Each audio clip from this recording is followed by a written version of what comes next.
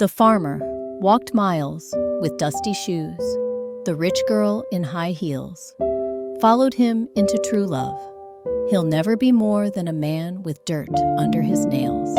That's what people whispered whenever Liam Carter walked past shoulders broad from labor boots, cracked from sun-baked miles. To them, he was just a farmer, wheat fields in his lungs, dust in his hair, calluses where softer men wore cufflinks. But to Ava Kingsley, the daughter of the wealthiest family in town, he was something else entirely. She first saw him on a burning July afternoon when her father's sleek black Mercedes broke down on a back road that cut through endless fields of gold. The chauffeur popped the hood, cursed under his breath, and waved his hands helplessly. And there he was, Liam, emerging from the haze of wheat like a figure carved out of the earth itself. A burlap sack slung across one shoulder, his shirt rolled at the sleeves, sweat glinting on sun-browned skin. "You need help?" he asked, voice steady, eyes sharp but kind. Ava had never spoken to a man like him before. Not really. Her world was champagne glasses, silk gowns, and polished shoes, tapping marble floors. His was cracked earth and sunburned skies. She watched as Liam leaned over the engine, hands moving with certainty. He didn't ask permission. He didn't hesitate. Within minutes, the car sputtered back to life. Her father muttered a half-hearted thank you, slipped a folded bill into Liam's hand, and dismissed him like staff. But Ava noticed the way Liam tucked the bill back into her father's breast pocket and said, "Keep it. I don't fix things for money, just for respect." Something inside her shifted. That night, Ava replayed the scene in her head. The way he stood tall, even with dust on his boots. The way his words cut through her father's arrogance without turning cruel. She found herself wondering, what kind of man refuses money? What kind of man looks wealth in the eye and doesn't flinch? And more dangerously, why can't I stop thinking about him? Liam didn't think about her at all. Or at least, that's what he told himself. Back in his farmhouse roof, patched with tin sheets, cupboards half empty, he brushed the dirt from his clothes and forced the image of her out of his mind. The girl with perfect hair heels, sinking into gravel eyes, too bright for his world. He had enough battles, drought debt, a mortgage that bled him dry every month. The last thing he needed was a rich girl haunting his thoughts. But the truth was, she did. 2 weeks later, Ava found herself back on that same dusty road. Not by accident. She had insisted on a scenic drive after brunch with her friends, much to their confusion. And when she spotted him again, Liam walking the shoulder with a sack of feed balanced across his back, her heart thudded like it had no manners. This time, she got out of the car. Her friends protested, but Ava didn't listen. She stepped onto the gravel heels, wobbling, heat rising off the road. "You're Liam, right?" she called. He turned startled, his brow furrowed. "Do I know you? You fixed my father's car," she said, suddenly breathless. Recognition flickered. "Right. The Mercedes." He shifted the sack. "What are you doing out here?" Ava smiled, nervous but defiant, following the dust. He should have laughed, should have turned away. But something in her eyes, bold, unafraid of dirt or judgment, held him there. "You'll ruin those shoes," he said finally. "Then I'll walk barefoot," she shot back. And for the first time in years, Liam Carter let himself smile. But what neither of them knew was that their footsteps, hers in designer heels, his in cracked leather boots, were about to leave a trail that the whole town would follow. Because in a place where lines between rich and poor were carved deep, Ava Kingsley's choice to follow a farmer was more than reckless. It was war, Ava Kingsley had never been on a farm before, at least not without a tour guide, champagne flute, and air-conditioned shuttle. But here she was, heels sinking into soft earth, watching Liam Carter toss hay bales like they were feathers. The sun was relentless, baking the fields into gold. Sweat darkened Liam's shirt across his back, and when he glanced up, surprise flickered across his face at the sight of her standing by the fence. "You again," he said, flatly, dropping the bale with a thud. "You lost." "No," Ava replied, dusting her dress where it had brushed the wood. "I came to see you." He blinked as if the words were foreign. "Why?" Ava tilted her head, smiling despite her nerves. "Maybe I'm curious." Liam frowned. "Curiosity's dangerous, especially out here." But she didn't leave. She followed him into the barn, holding her breath as dust swirled in shafts of sunlight. Her heels clacked against the wooden floor until one wedged between two boards.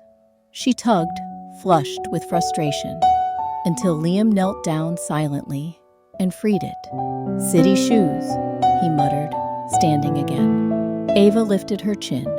"They got me here, didn't they?" For the briefest moment, he almost smiled. Almost. She asked questions as he worked. "What's in the sack feed? Do the cows have names? They're not pets. Why do you walk everywhere? Because boots are cheaper than gas." Her laughter bubbled out despite his curt replies. Every answer made her want to ask more. Finally, Liam set down his pitchfork and turned to face her. "Why are you really here, Ava?" She hesitated. "Because I think you're different." His jaw tightened. "Different isn't what you need." But she kept coming back. The next day, Ava traded her heels for sneakers, earning teasing gasps from her friends who couldn't believe she was slumming it. She carried bottled water and sandwiches, pretending it was for him, when really, it was an excuse to stay longer. Liam resisted, at first brushing her off, but she noticed the way he always finished the sandwiches, the way he stopped snapping at her questions, the way his gaze softened when she laughed at herself after tripping over a rake. One afternoon, a storm rolled in. Dark clouds swallowed the horizon, winds bending the wheat. Liam worked faster, pulling tarps over equipment. Ava stumbled beside him, hair plastered by sudden rain. "Go home!" he shouted over the thunder. "Not without you!" she shouted back, clutching the tarp with him as lightning flashed. By the time they secured the barn, both were drenched mud, streaking their clothes. Ava's makeup ran her sneakers squelched, but she was laughing like she hadn't in years. And Liam, against every instinct, laughed too. That night, as rain hammered the tin roof, they sat in the barn, sharing a thermos of coffee. "You don't belong here," Liam said softly. Ava tilted her head. "Then why does it feel like I do?"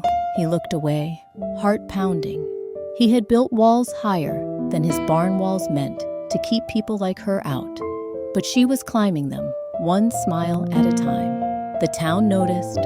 Whispers spread at the diner, the post office, the church, the Kingsley heiress and the Carter farmer, dust and diamonds, oil and water. Some laughed, some judged, some shook their heads, waiting for her to grow bored and leave.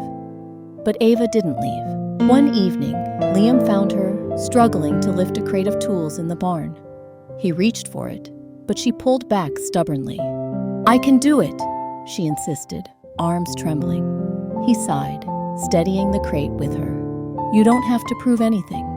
"Yes, I do," Ava said, breathless.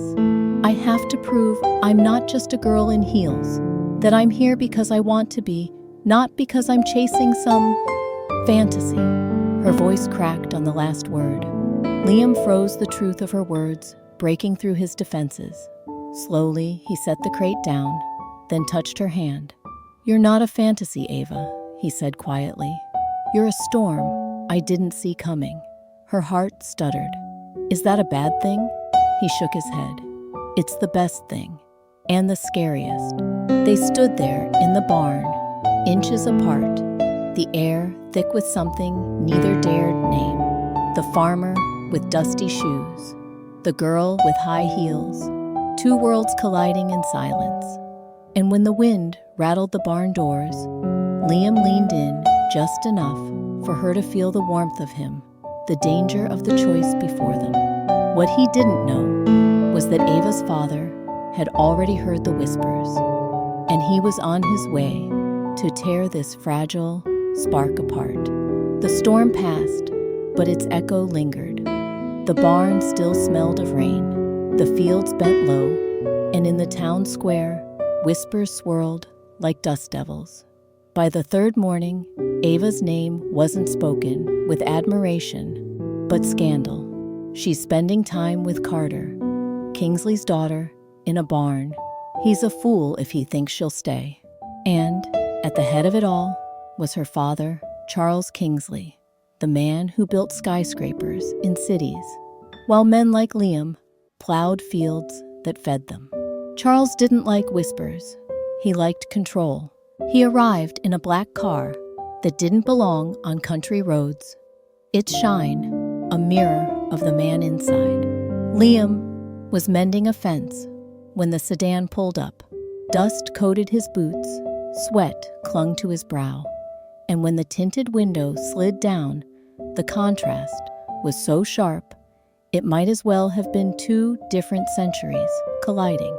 "Mr. Carter," Charles said smoothly, his voice sharp as a blade. "We need to talk." Liam straightened slowly. "About my daughter." Charles stepped out, shoes untouched by dirt. Thanks to the pavement his driver had laid a rug over. His suit was flawless, his cufflinks gleaming. He looked Liam up and down like an inspector, judging faulty equipment. "You've had your fun," Charles said, clasping his hands behind his back. "Now it ends." Liam narrowed his eyes. "I didn't know it started." Charles smirked. "Don't play coy. I know Ava's been here. I know she thinks she's rebelling. But this ends before it ruins her reputation. Or mine." Liam's jaw clenched. "With respect, Sir, Ava's not a child. She can make her own choices." Charles chuckled coldly. "Choices? Don't be naive. You think she'll choose dirt over diamonds, poverty over privilege, a farmer who walks miles in dusty shoes over a life of luxury." Liam didn't flinch, though the words pierced deeper than he wanted to admit. "She's stronger than you think," he said, evenly. Charles's eyes hardened. "And you're smaller than you think. I can make one phone call, and every loan you've ever begged for disappears. This farm of yours, gone." The threat hung heavy. Ava arrived just in time to hear it. She had walked from the lane basket in hand, her hair catching the sun. But now her face paled fury, replacing softness. "Father," she snapped, voice sharp. "What are you doing here?" Charles turned his mask of calm, cracking. "Saving you from a mistake." Ava stepped closer to Liam, her hand brushing his arm. The gesture was small, but it screamed louder than any words. "This isn't a mistake," she said. Charles's expression darkened. "You don't understand, Ava. This boy can't give you anything. Not a future, not stability, not the life you deserve." She lifted her chin. "Maybe I don't want that life." He laughed bitterly. "Of course you do. You've lived it. You think you can survive on his scraps. You think walking in the mud is romance. In a month, you'll be begging me to take you back." Liam spoke then, voice low but steady. "I may not have much, but I don't lie. I don't buy respect, and I don't treat her like a pawn in a business deal." Charles's gaze turned icy. "Careful, Carter." Ava stepped between them. "No, you be careful, Father. Because for once in my life, I'm not playing your game. I'm choosing mine." Silence fell. Even the fields seemed to hold their breath. Charles studied her disbelief, warring with anger. Finally, he spoke, his voice cold as steel. "If you walk this path, Ava, don't expect me to follow. Don't expect my money. Don't expect my name. You'll be on your own with him." Her throat tightened, but she didn't look away. "Then that's where I'll be." Charles turned, signaling to his driver. The black car pulled away in a storm of gravel, leaving the farm quiet again. Ava's shoulders sagged. Liam wanted to reach for her, to tell her she didn't have to choose like this. But she lifted her head, eyes burning with something fierce. "I'm tired of living in cages," she whispered. "If freedom means dirt under my nails, then so be it." That night, they sat in the barn, silence heavy between them. Finally, Liam spoke. "You don't have to do this, Ava. He's right about one thing. I don't have much to offer." Ava turned to him, tears glistening. "You've already given me more than he ever did. Honesty, respect, a choice." And when she leaned into him, resting her head on his shoulder, Liam knew something irreversible had happened. This wasn't curiosity anymore. This was love, wild, stubborn, and dangerous. But danger has long arms. The next morning, when Liam walked into town, he found the whispers sharper, the stares colder. At the diner, the banker who had once promised him a loan now avoided his eyes. At the supply store, his account was suddenly under review. Charles Kingsley hadn't just left. He had declared war, and Ava, for the first time, realized just how far her father would go to keep them apart. The next weeks pressed down like August heat, heavy, suffocating, merciless. At first, Liam thought he could weather it. He had faced drought before broken tractor storms that flattened fields overnight. But this was different. This storm had a name: Charles Kingsley. The supply store refused to extend credit. "Sorry, Carter." Orders came down from above. The bank withdrew his loan approval. Risk assessment changed. The manager muttered, avoiding his eyes. Even neighbors he'd helped with harvests began to step back, afraid of crossing the man who owned half the county's businesses. Liam worked harder sunup to sundown, but the math didn't add up. Broken fences went unrepaired.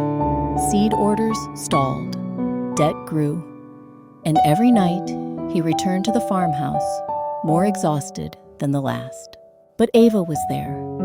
She traded her silk dresses for jeans, her diamonds for dirt-stained hands. She learned to milk cows, to stack hay, to cook beans over a wood stove when the power cut out. "You don't have to do this," Liam told her, more than once, sweat dripping down his brow as he watched her struggle to lift a pail. "I want to," she answered simply. "Every blister reminds me I'm free." And slowly, the girl who once walked in heels across marble floors began to find her balance in the mud. The town took notice. At first, people sneered. "It won't last. She's playing farm girl for attention. Just wait until she breaks a nail." But as the days turned into weeks, and Ava kept showing up at dawn with her hair tied back and dirt under her fingernails, the whispers shifted. Some still mocked, but others began to admire. "Maybe she's serious," one farmer said at the diner. "She's got grit," another admitted. "She gave up everything for him," a woman whispered, shaking her head with something like awe. But Charles Kingsley was far from finished. One evening, Liam returned from the fields to find smoke curling on the horizon. His heart lurched fire. He sprinted toward the wheat, Ava running after him, the two of them choking on smoke as they fought to beat the flames with soaked blankets. Neighbors came, but too late. When the fire died, acres of Liam's crop lay black and ruined, his season's work gone in a single night. The fire chief muttered about a cigarette tossed carelessly, but Liam knew better. The look in the man's eyes said it too. Accidents don't start this clean. Ava gripped his hand, her own shaking. It was him, my father. Liam didn't answer, but in his chest, rage burned hotter than the ashes at his feet. That night in the dim farmhouse kitchen, Liam broke. "I can't keep fighting him," he said, voice low, raw. "He's too powerful. He'll take everything he already has." Ava's eyes filled with tears. "Then we fight back, together." He shook his head. "You don't understand, Ava. This farm was all I had. My father's hands built it. My mother's blood fed it. And now it's turning to dust because his voice cracked, because I let you walk into my life." Silence.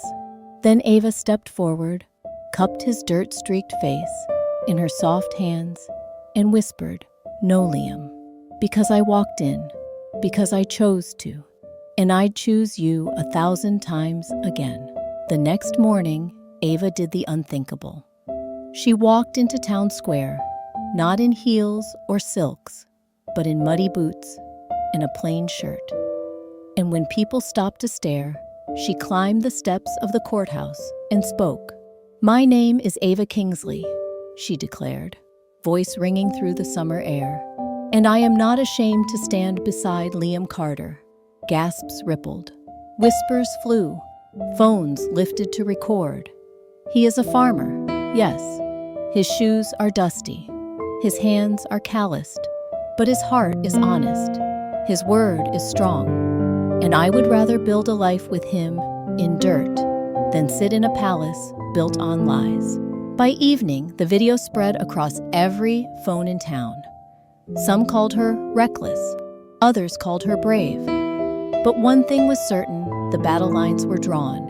Half the town rallied to Charles, fearing his power. The other half began to cheer for Liam and Ava, inspired by their defiance. And Charles, watching the footage in his penthouse, slammed his glass against the wall. "She thinks she can humiliate me," he snarled. "Then she'll learn what it means to lose everything." Back on the farm, Liam and Ava sat on the porch steps, watching the stars blink into the night. "We started something. We can't stop now," Liam said quietly. Ava leaned her head against his shoulder. "Then, we don't stop. We finish it."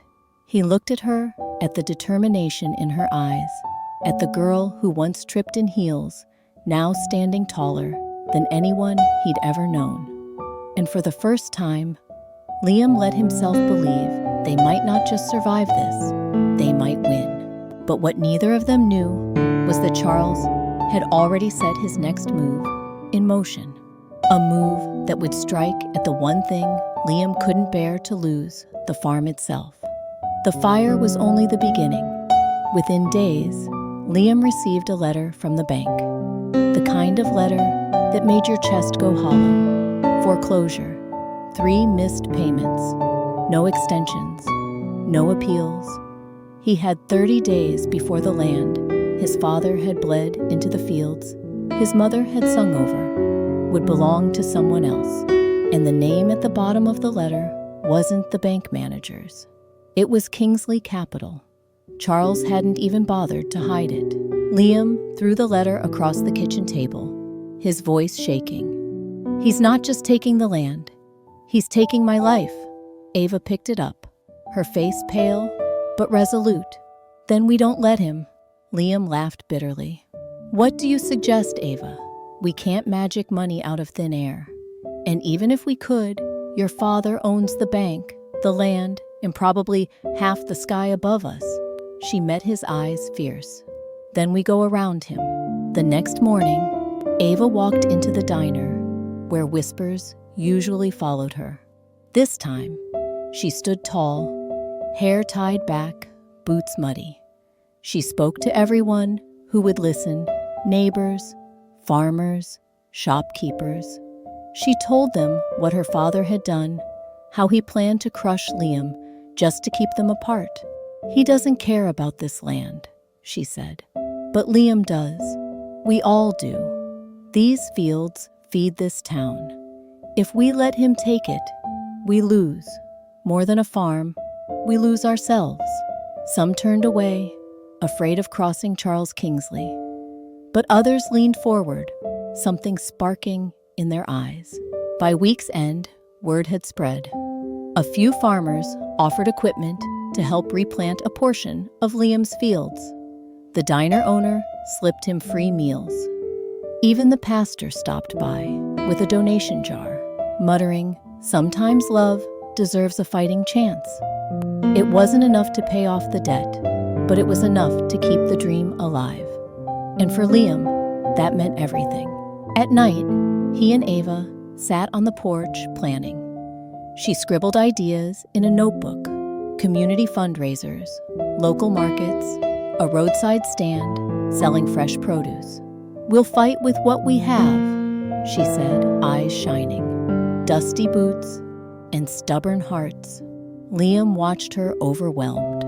This girl, this woman had given up diamonds and silk to stand in the dirt with him.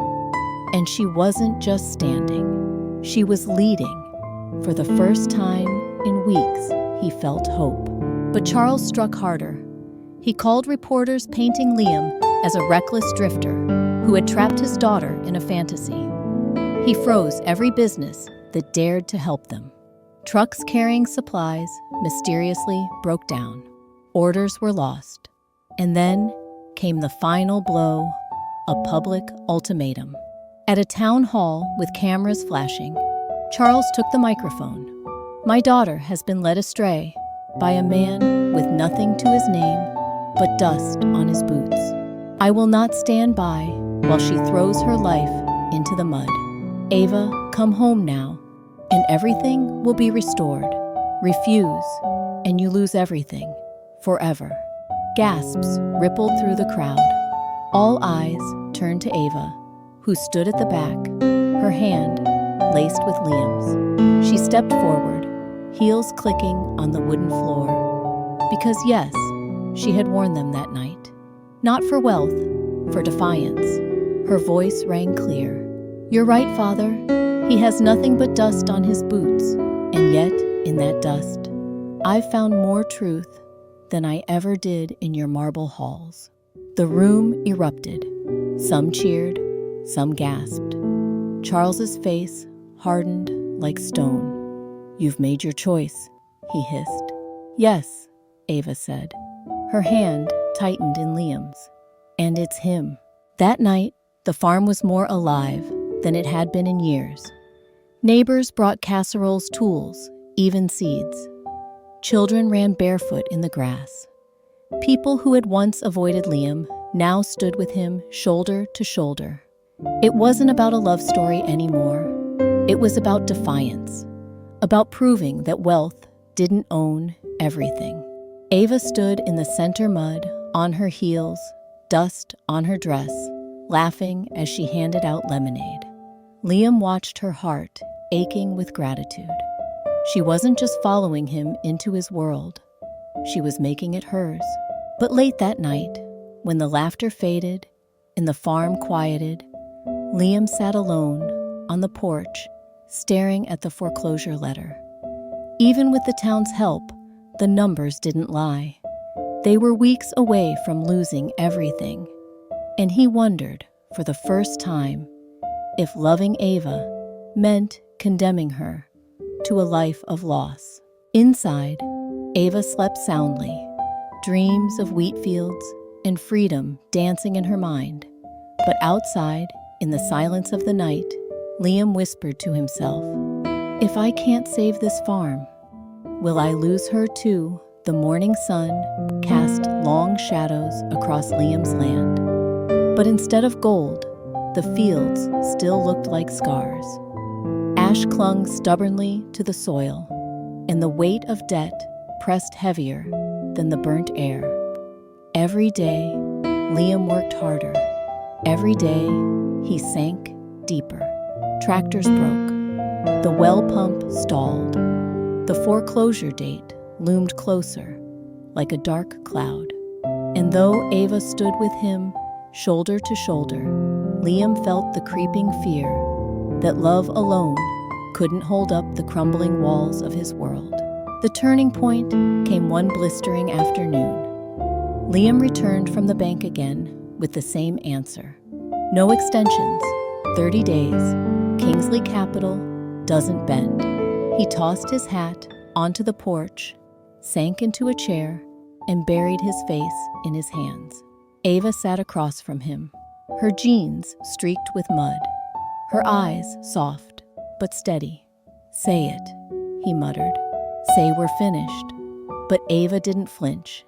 She leaned forward, grabbed his dirt-stained hands, and said, "We're not finished. Not unless you give up. And I don't love a man who gives up." Her words cut through his despair, sharper than any blade.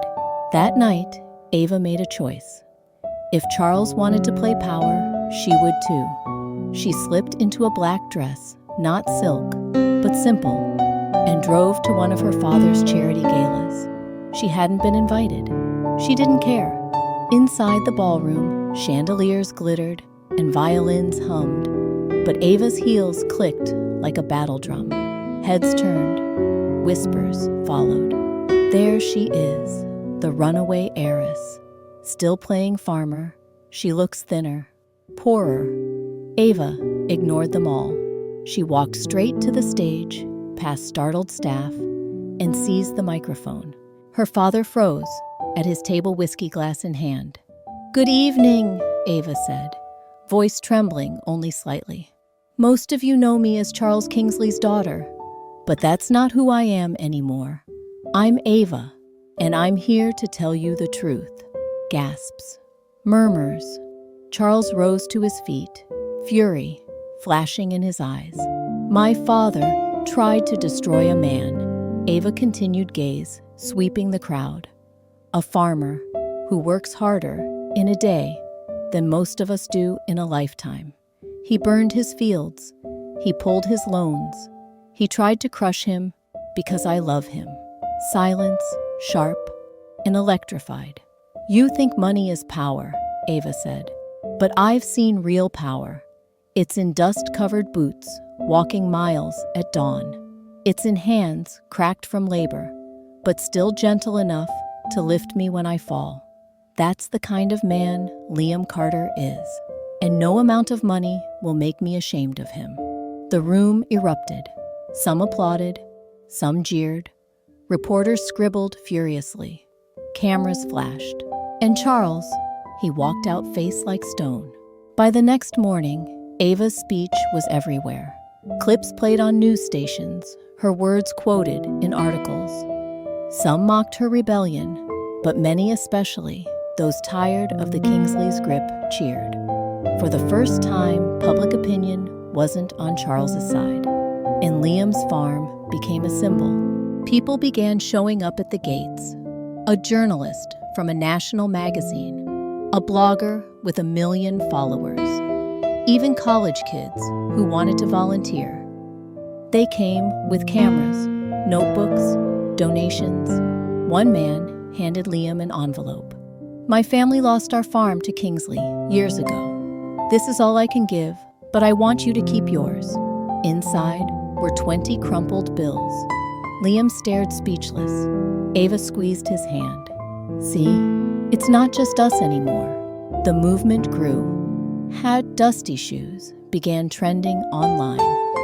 Photos of Liam's boots beside Ava's heels filled feeds. People wrote captions like, "True love walks any distance," and "Rich or poor hearts are equal." Orders poured in for produce. Local businesses offered to sponsor the farm.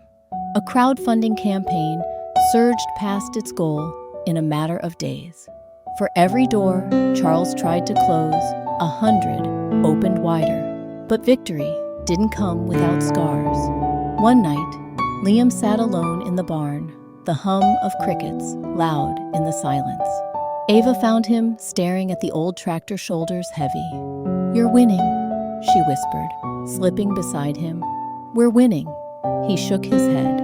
"I don't want to win, because you're fighting my battles." Ava cupped his cheek, her eyes fierce. You don't get it, Liam. There are battles now. That's what love is. It's not just your dusty shoes or my broken heels. It's the road we walk together. For the first time, Liam believed her fully. Meanwhile, Charles watched the tide turn against him. His phone buzzed with investors demanding explanations. His empire shook not because of a rival corporation, but because of his daughter's defiance.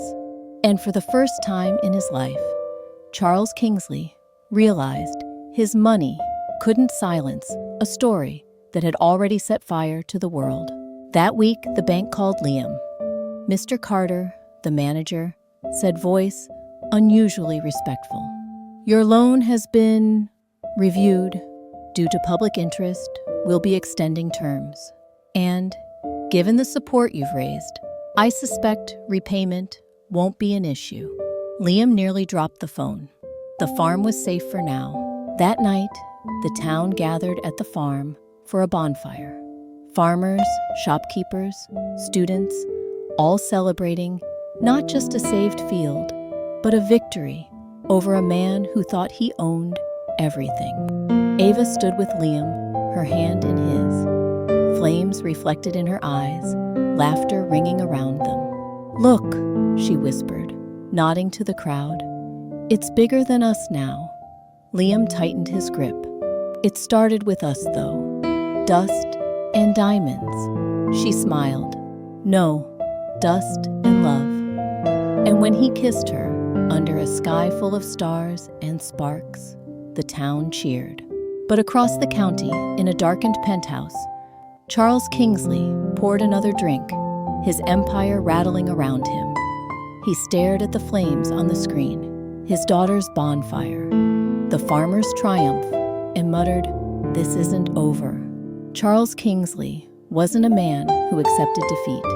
For decades, he'd built empires, from ashes turned rivals into beggars, and bought loyalty like cattle at auction. He had lost investors before. He had lost contracts. But he had never lost control of his own daughter. And watching Ava stand by that farmer, smiling for cameras, turning dust into gold, while his name curdled in headlines, it was intolerable. If his fortune couldn't buy her obedience, then he would play his final card, take Liam down, not with money, but with shame. The first strike came quietly. Rumors spread online that Liam had a criminal record, that he'd stolen equipment from a neighboring farm years ago, that he wasn't a man of grit, but a fraud, hiding behind calloused hands. Ava saw the posts first, her heart sinking as comments poured in, knew he was too good to be true, probably just after her money. Farm boys, a con. She stormed into the barn, phone clutched in her hand. Liam, look at this. He wiped sweat from his brow, glanced at the screen, and froze. It's not true, he said flatly. I know, Ava whispered. But they don't. Within days, a local news van rolled up the gravel drive. Reporters spilled out, shoving microphones in Liam's face. Mr. Carter, did you ever face theft charges? Are you using Ava Kingsley to fund your farm? Do you think she'll regret this? Liam's jaw tightened. He wanted to shout, to punch, to drive them off his land. But he only said, my life is in these fields. Anyone who's walked them knows the truth. But truth didn't matter in a world where lies spread faster. Orders slowed, donations dried. Some neighbors who had cheered now turned suspicious, unwilling to risk their names being tied to a scandal. Ava watched Liam crumble under the weight of slander. And in the shadows of his penthouse, Charles smirked. One night, as Liam sat silent at the table, Ava placed a faded envelope in front of him. What's this? He asked. Your father's letter, she said. Liam blinked. You found it, she nodded. In that old trunk in the attic. I thought you should read it. Hands trembling, Liam opened it. Inside was a single page written in rough, earnest script. Son, If you're reading this, it means I couldn't keep the farm. But don't let it make you small. This land doesn't own you. You own the strength to build anywhere. Dust on your boots is just proof you stood tall. Remember that. Liam's throat tightened. His father had died, believing he'd lost everything. But here, Liam was fighting to keep it alive. Not for land, but for love. And suddenly, the shame Charles tried to paint on him fell away. The next morning, Liam called the reporters back. He stood on his porch boots, dusty shirt, plain Ava, at his side. Cameras flashed. "You want the truth," Liam said, voice steady. "Here it is. My father lost this farm once. I nearly lost it again. Not because of theft, not because of lies, but because powerful men think money is worth more than integrity. Well, I've got news for you. My shoes are dusty because I work. My hands are cracked because I build. And if that makes me unworthy of loving her, then maybe the world's forgotten what love is." The crowd erupted. Some reporters shouted more questions, but the story had already shifted. Ava gripped his hand, smiling through tears. "You did it. You gave them the truth." But Charles wasn't finished.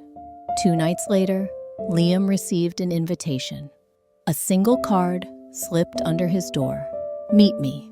One chance. Midnight. Kingsley Tower." Ava begged him not to go. "It's a trap." "I know," Liam said, sliding on his boots. "But if I don't face him now, he'll never stop."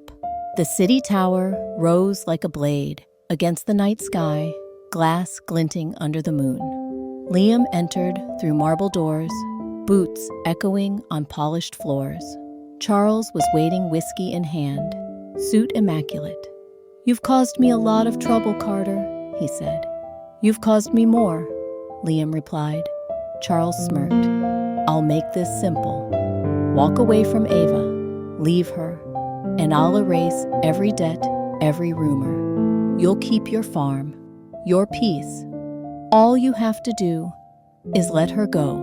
Liam stared at him, the offer heavy as stone. For a moment, he imagined it the fields safe, the whispers gone, life simple again.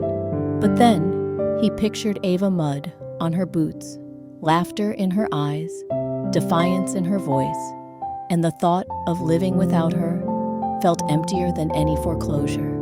He shook his head. "No deal. I'd rather lose the farm than lose her." For the first time, Charles faltered. "You'd throw away everything for her." Liam stepped closer, his voice low, but unshaken. "Everything's already worth nothing without her." Silence stretched. Charles's hand trembled around his glass. And though he didn't show it, Liam saw the truth in his eyes. He had already lost. Not the farm, not the fight, but the one thing money couldn't buy: his daughter's heart. Back on the farm, Ava waited on the porch, fear gnawing her chest. When Liam returned, she ran to him. "Well," she whispered. He smiled faintly, dust still clinging to his boots. "We're still standing." She threw her arms around him, relief breaking like dawn. And as they stood under the stars, one truth became clear. Charles Kingsley had played his last card, and love had won the hand. The showdown at Kingsley Tower didn't stay secret for long. An intern, lingering near the lobby, had overheard Liam's refusal. By morning, the story spread like wildfire. Farmer rejects billionaires deal to leave his daughter. News outlets picked it up. Social media turned it into a storm. Memes of Liam's dusty boots beside Charles Kingsley's polished loafers flooded timelines. Quotes from Liam's speech at the farm resurfaced, stitched with Ava's courthouse declaration. And just like that, the narrative shifted again. They weren't a scandal anymore. They were a symbol. At the farm, Liam woke to find a crowd at the gate.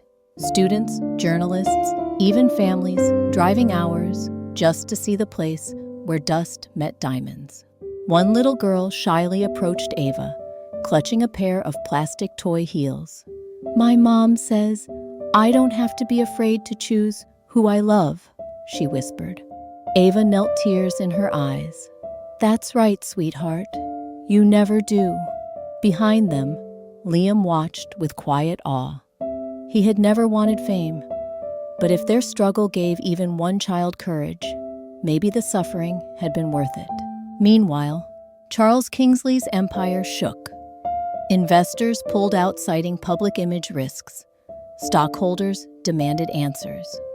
The Kingsley name, once synonymous with power, now carried the sting of arrogance exposed.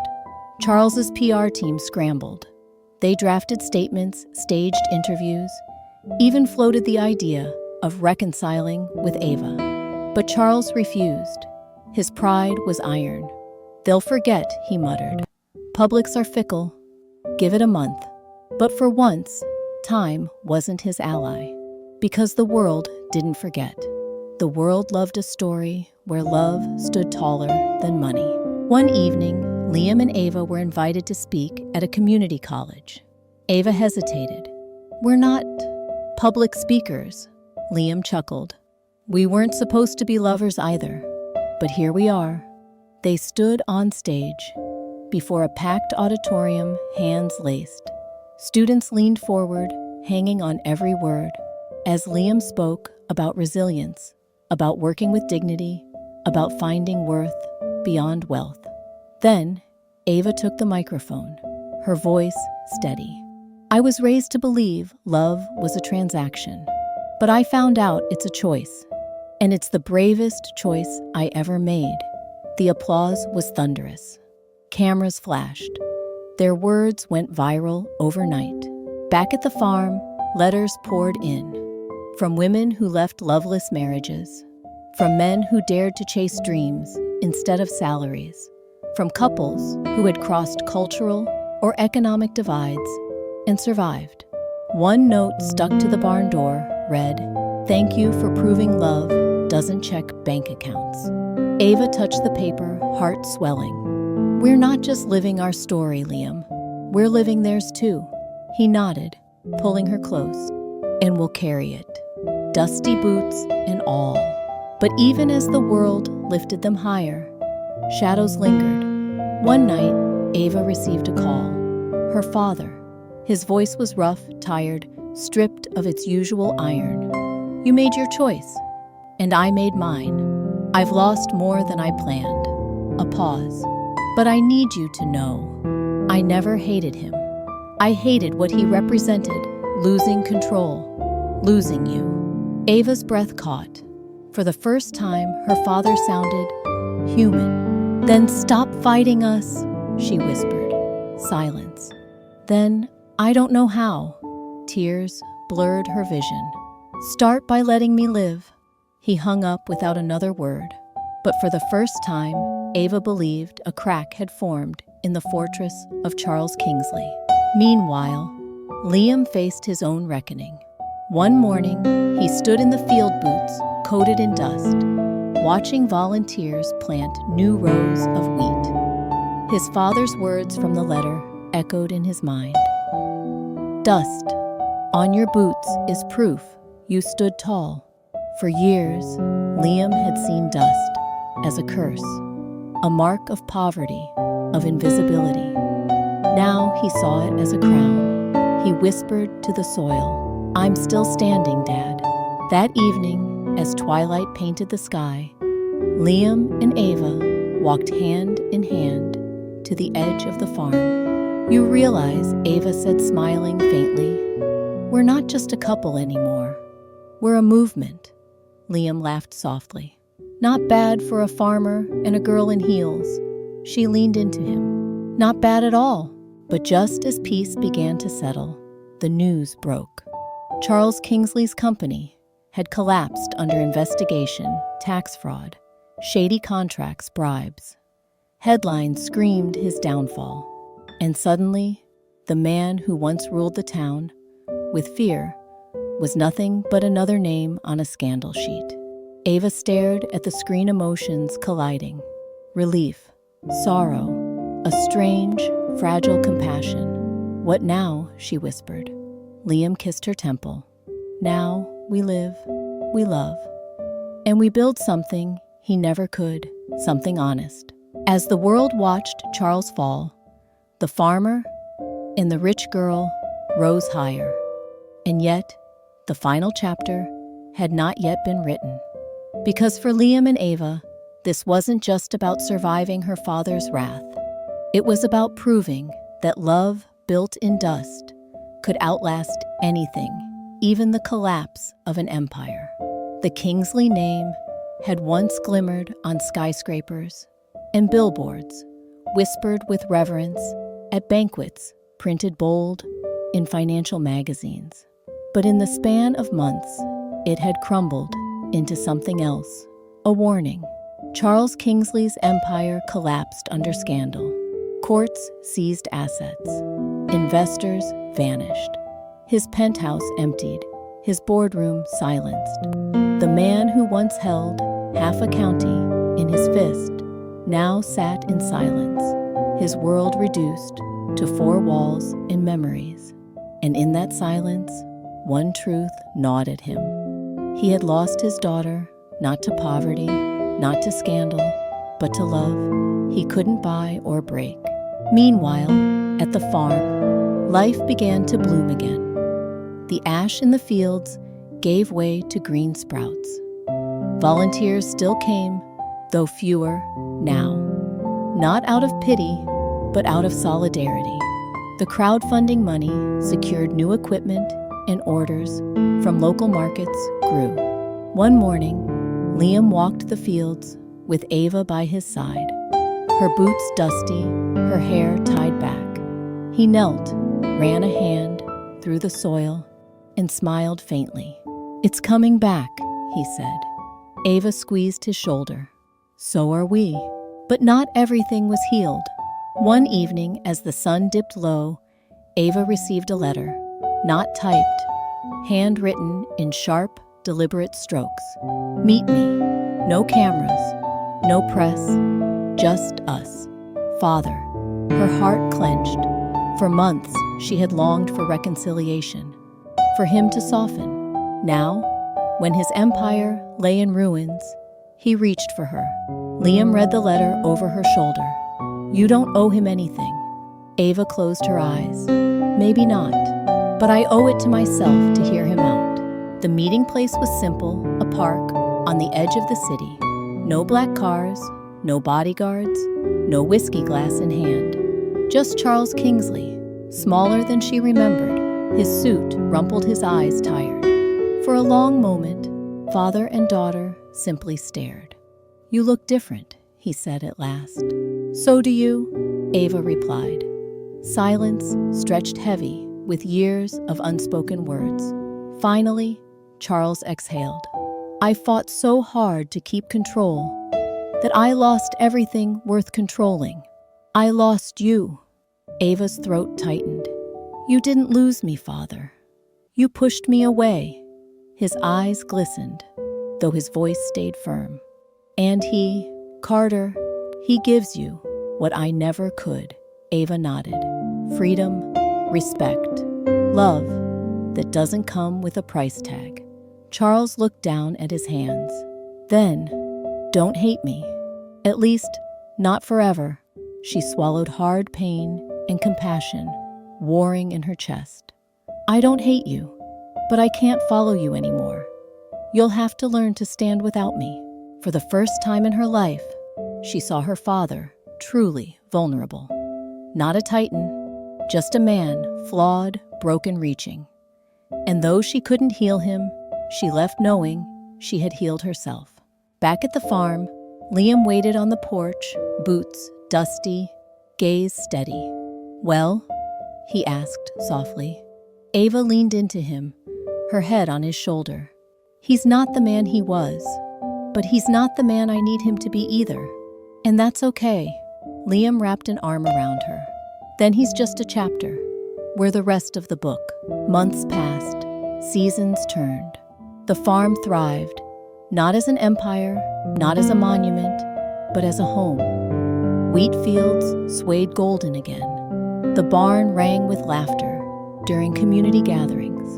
And one crisp autumn evening, under string lights and stars, Liam knelt in the dirt, a simple ring in his hand. "Ava Kingsley," he said, voice trembling, but sure. "You walked out of diamonds and into dust for me. You turned my empty fields into hope. And I want to spend the rest of my life proving that dust and love are enough. Will you marry me?" Tears filled her eyes as she slipped off her muddy boots, standing barefoot in the soil. "Yes, Liam, 1,000 times yes." The crowd around them, neighbors, friends, children, cheered. Their wedding wasn't held in a cathedral or ballroom. It was in the field's rows of wheat, framing an aisle of dirt. Ava wore a dress, simple as sunlight. Liam, a suit that still smelled faintly of earth. When they exchanged vows, Ava slipped off her shoes again, and Liam, boots dusty as ever, whispered dust and heels. That's how it started. Dust and love. That's how it goes on. Years later, their story still lived beyond the farm. Articles remembered them as the farmer and the rich girl who defied everything. Speeches quoted their words about freedom and love. A book chronicled their fight, titled Dusty Shoes, Diamond Hearts, and children in the town grew up pointing to the farm and saying, "That's where it happened. That's where love won." In their home, above the fireplace, 2 photos hung side by side. One, a shot of Liam's boots cracked and caked in dirt. The other, Ava's high heels scuffed and streaked with mud. Between them, a handwritten note in Ava's script. "We walked different roads, but we met in the dust, and that's where love built us." Charles Kingsley lived quietly in his final years, his empire gone. He never regained the power he once wielded. But in his last days, a letter arrived at the farm, unsigned but unmistakable. "Tell Liam, I was wrong. He was enough." Ava wept, reading it. And though Liam never met Charles again, he tucked the letter into the same trunk as his father's words, another reminder that even the proudest hearts can bend before love. On the final evening of summer, Liam and Ava stood hand in hand, gazing across the fields as the sun dipped low. Dust rose around their feet, golden in the light. Ava kicked off her shoes, laughing as the earth warmed her toes. Liam bent, kissed her forehead, and whispered, "Dusty shoes, bare feet, high heels, doesn't matter, as long as you're beside me." And she whispered back, "Always." Together, they walked forward, leaving footprints in the dust. 2 paths, 1 story, written not in wealth or power, but in love, strong enough to outlast them all.